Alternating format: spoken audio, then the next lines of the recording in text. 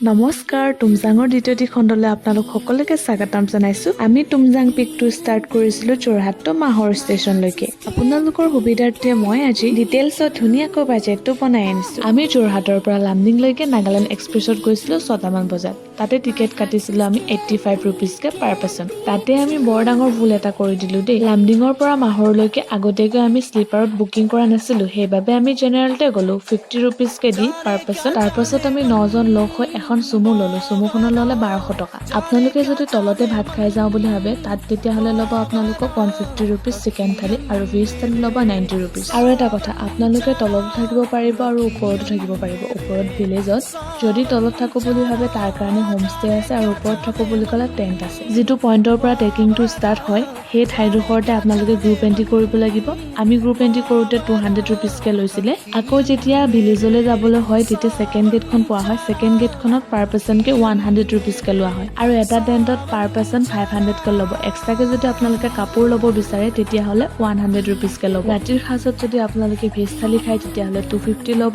chicken থালি খালে 350 ল'ব আৰু এক্সট্ৰাকে যদি ফোন চাৰ্জ দিও বুলি ভাবে তেতিয়া হলে ল'ব 100 ৰুপিছকে আৰু আপোনালোকৰ টোটেল বাজেট হ'ল 3000 সামথিং 2500 মান লৈ গলে আৰামছে ঘূৰি আহিব পাৰিব আজিলৈ আহিছো বাই